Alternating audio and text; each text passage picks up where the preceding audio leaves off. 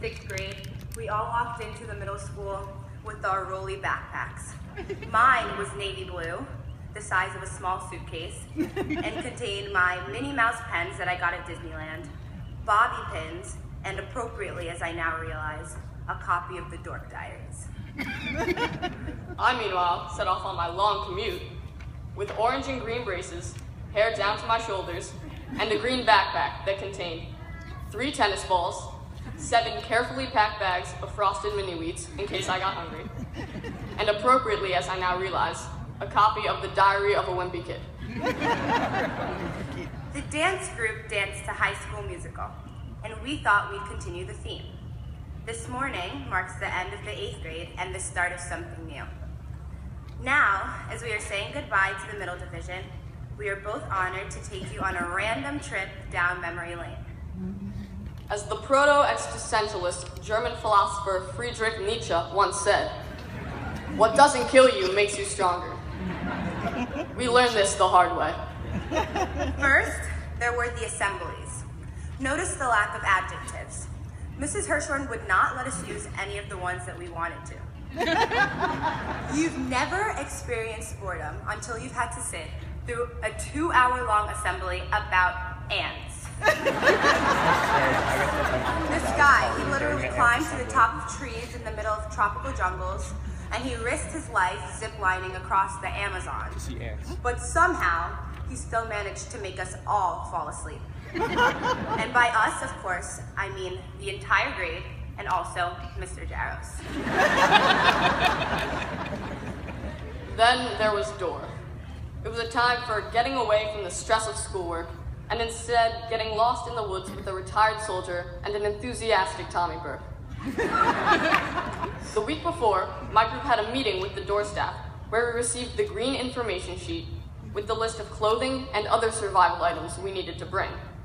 It wasn't looking good. On the bus ride up, I ate my way through 4 grocery bags full of snacks, figuring I probably wasn't going to live long enough to need them. And then, when we step out of the bus, it's -5 degrees outside. Thanks, Obama. The first big event of Dora was the night hike. My group of 4 had Glenn as our chaperone. We had to use a small compass and a map, and we had to use a small compass with a red string and a map to navigate to specific locations. But putting Red in the shed and following Fred isn't as easy as it seems. I'm also afraid of heights, so I knew the cat was going to be a problem. I knew I was meant to use my resources, but stairs would have been a better idea. It was not very funny. With my hard hat and harness on, I was 2 feet in the air and wanting to get off.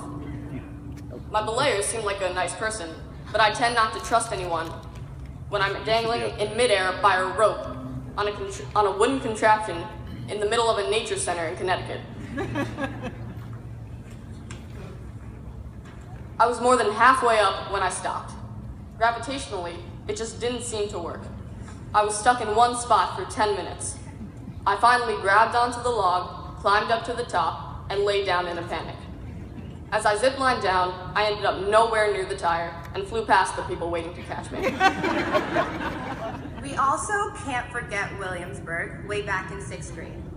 Nothing could beat the below freezing weather, kids throwing up on the bus, being stuck in traffic for hours outside of Washington, D.C., and did I mention kids throwing up on the bus? Then, who could forget the moment we started to smell something burning? It was just bus number 2 on fire. I still have my photograph of everyone diving out of the emergency exit with no shoes on. When we arrived, there were strange people dressed up as locksmiths and farmers who told us every detail of their lives in the early 18th century. There was also the experience of sleeping 4 in a room, 2 in a bed, and for some reason, I have a hazy memory of chickens. But then there was our golden moment, when we pulled up to the Golden Corral. Every kind of food surrounded us. Of course, there was the chocolate fountain. Everyone in my room got sick. Gibby and I were both team captains for our Middle Mania teams. Go Red! She meant to say green. Red. Anyway, Middle Mania was the day where everyone dressed up in team colors and participated in competitive physical sports like tennis, kickball, and math. In 6th grade, the yellow team won, confirming that Middle Mania was rigged. In 7th grade, the yellow team won again, and still, everyone thought that Middle Mania was rigged. This year, the blue team won, but no one really cared.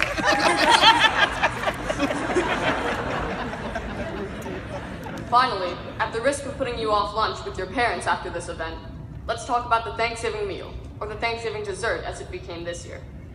In our homeroom this year, there was a competition between 2 members to see who could eat the most key lime pie.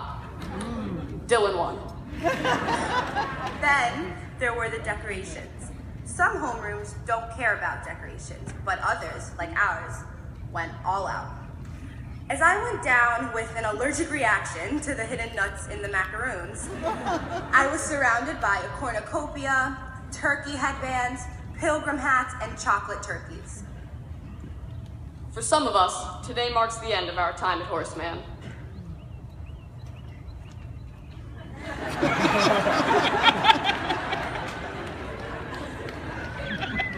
We wish you the best of luck in your new school and know that you will be back to visit. For the rest of us, we have 4 more years before we escape. Sorry, graduate. We'll still have the same cafeteria with our beloved flick staff, the same big field that we'll walk across each day, and the same theaters that we've sat in for all of those assemblies. We'll all head on over to the academic center every once in a while to say hi to Ms. Aurelia and get kicked out for being too old. And whenever we visit Rose for a class or during a free, we'll still be able to walk up and down the wonderful spiral staircase that we've all come to love. It will all still be there. But before we go on to high school, there are a few people we need to thank. Our parents for having us and sending us here. Our grandparents for having our parents. Our teachers who have put up with us, taught us, yelled at us, and encouraged us. Mr. Howard, our editor-in-chief. Our 6th grade dean, Mrs. Miller, who coddled us through our first year in the middle school and helped us feel comfortable as the newbies. The incomparable Mrs. Hirshhorn, who has been our leader through 7th and 8th grade. She has helped us understand our strengths, our weaknesses, and our full potential, as well as making us take responsibility for all of our stupid mistakes. Mrs. Bauer and Miss McElrath, who do everything, and Miss Devanzo, who has performed the important task of keeping us alive. The maintenance staff, hi Jimmy. Hi Hilda, who keep the school clean and running. Security, hi Juan, who brought in the bomb-sniffing dogs because they could. The people of Flick, hi Vicky, who feed us. And finally, Mrs. Ingram and Dr. Kelly, our fearless leaders. We said we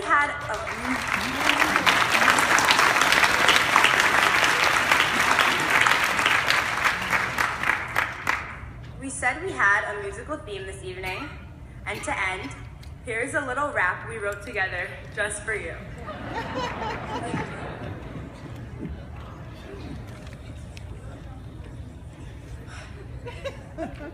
Yo, it's Gibby. And hey, it's Gavin. Thanks for listening to our speech about what has happened. At Horace Mann, where we spent our time. Hanging with Ingram, we turned out fine. But my very first day with the compass rose to right here, right now, in our tidy clothes. We've gained, we've lost, we've even leaped across every single obstacle that stepped in front of us. We can't believe that it's actually over.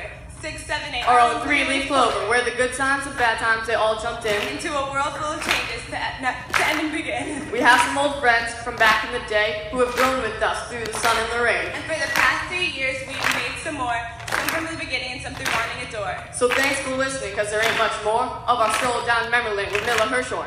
All of us here, old and new, we're on this road together. Sticking together like glue.